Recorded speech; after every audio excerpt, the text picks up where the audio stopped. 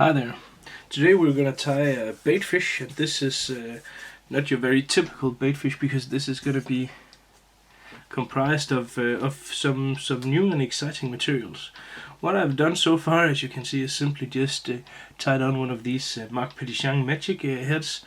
These are very good for making the fly swim a lot, and also for making the fly move very erratic in the water. So a very cool, very cool addition to any fly. But on these type of baitfish, these are very good. Then I've taken a tungsten bead and I turn it the other way around so that the big hole is actually going to cover a lot of where I tied down this magic head. This magic head has actually been used before. I simply stripped it off an old fly, because you can do that if the flies break but your magic head is still intact. You can simply add it to a new fly. So there's no need to simply just destroy it because you can't. What we are also going to do is, this is basically what the fly is going to look like when we're done. A small white baitfish. I'm going to use, and I've been using this fly for lake trout, but also for roach. No, not roach. It's gonna imitate a small roach. I mean perch. A fish perch with this fly.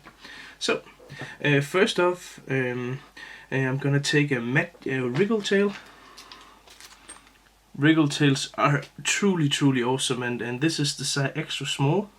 So it's fairly small, but it's a good size for a hook this size. This is a size for gammakatsu, a great hook for trouts of any size and any.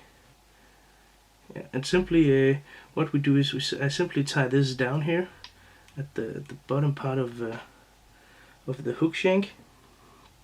I tie it down so that the natural curve of the tail is upwards.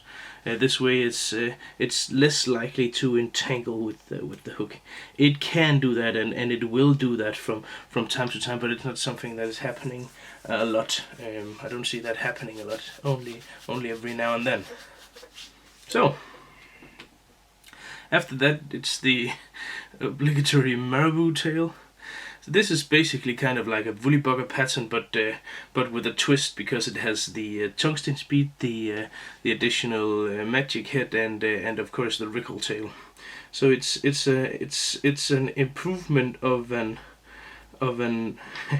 yeah, probably one of the best trout patterns ever made. That might sound a bit bold, me making an improvement to woolly buggers, but I actually think that this fly works better than just your basic woolly bugger. It has a lot more going for it, in addition to just being a woolly bugger. But from here on out, it's basically just your typical woolly bugger in white. So take some marabou, gonna tie this down like that. And I'm simply gonna use this to comprise some of the body here, so not cutting that off. I'm simply just pulling it along up here, like so.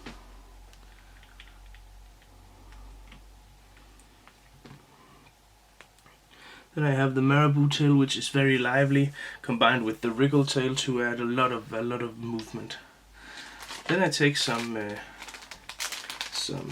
wing and flash in silver.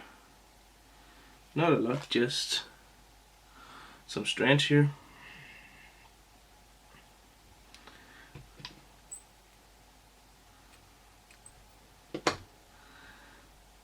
Since this is going to be a small roach pattern, some silver here is nice. Just gonna mix that into the wing, so it's gonna be it's gonna cover the marabou. Cut that off,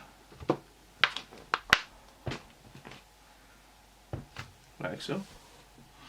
There you have some flash all the way around, and then we need a hackle, and here I like a grizzly hackle, because a grizzly hackle gives a bit more, gives a bit contrast, and adds some nice variations here. And I don't want this hackle to be too big, so damn it, I ruined the feather. I don't want this hackle to be too thick. So what I'm doing is no, that's too big. Oh my god. So what I'm doing is I'm gonna strip off one of the sides here on this hackle. Gonna strip off one of the sides.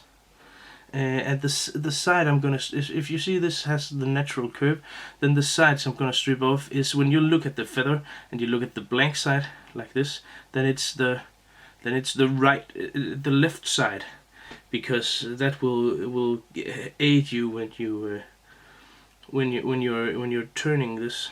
This will make you you turn it the right way. But I'm not gonna strip it all the way. I'm gonna strip it something like that, because then at the front of this fly here, I will have the dual hackle again, simply to make it a bit more a bit bigger and a bit more a bit more hackle fibers in the end. Like so. I'm gonna cut that off.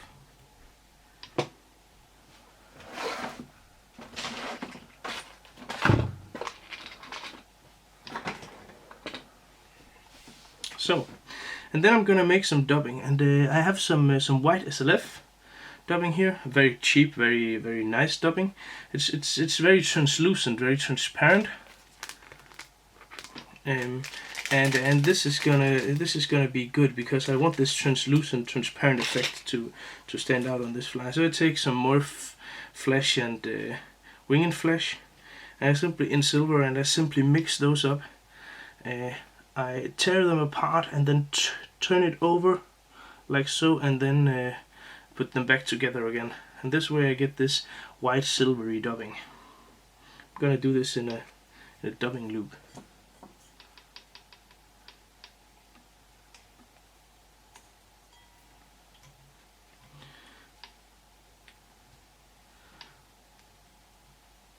So.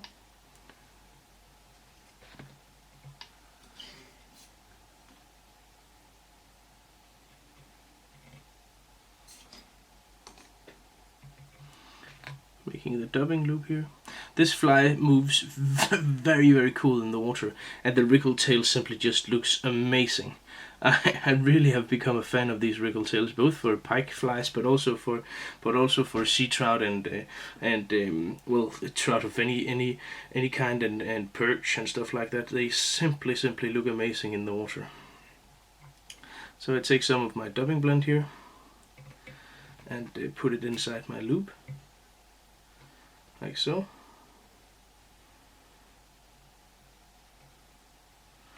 And it's nice to simply just be able to make your own dubbing loops here, and to make your own, not make your own dubbing loops, but make your own it's out of focus now. Make your own types of dubbing simply by mixing stuff. I use that a lot. Then I take my dubbing reel here.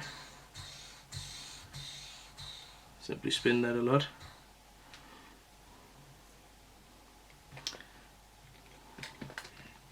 The tungsten bead we've used here is going to make this fly bounce a lot also. Also, this fly could be very effective for in Denmark. There is a lot of people who are thinking outside the box, and who are trying to fish for sea trout in the streams, in the rivers, looking at that from a new angle. And a lot of that has been on dry flies, but a lot of people are also fishing traditional streamer patterns like this one, but fishing them upstream instead. And I think this fly would be very good for something like that, because it has the weight to simply go down fast, which is a good thing. And also the colors and the movement of this is very lively, so it will be working very well if fished upstream, I'm sure. Like so. Just making sure everything is as it should be. Oh, I just thought I forgot my hackle. Oh, I didn't. But I forgot my ribbing. If you want to make this fly stronger, then of course some monofilament or something like that, some ribbing would be a good addition. Making some as even turns of the hackle as I can. And then, as you can see up here, all the way up in the front, I'll be getting the double-sided and get a bit more hackle up here, like so.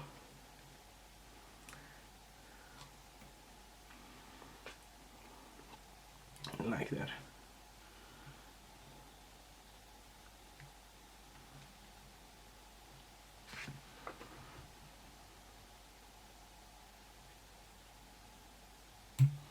And now you can fish with this fly like this. This is a good fly, and it can be done now.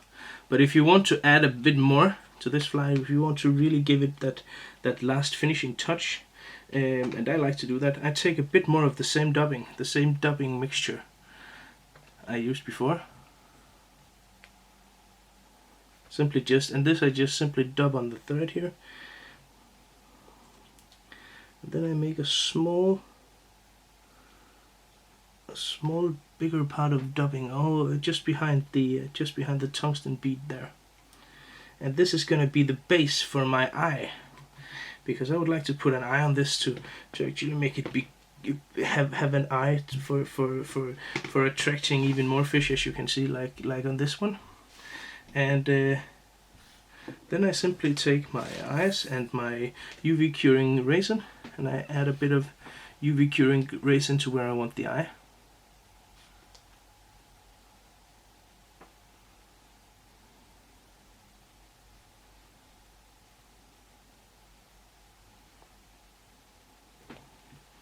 Like so.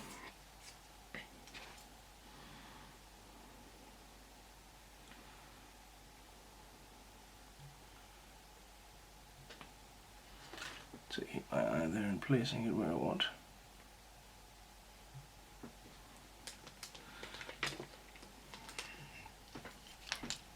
And while I hold it down with my scissor here, I simply just cure it with the light.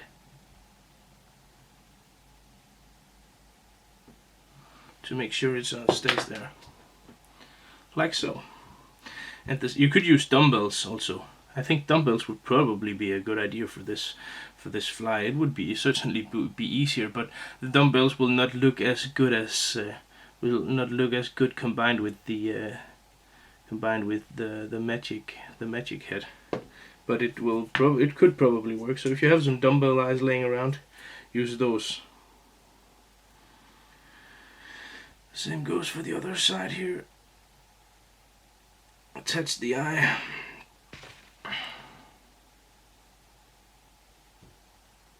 Push it down to where I want it to be placed, and then simply just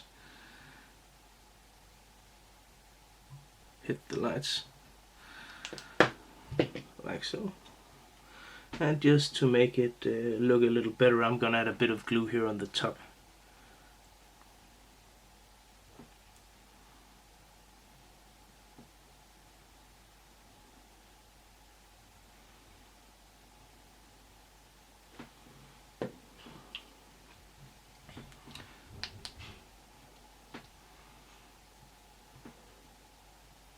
This also makes the fly very, very strong.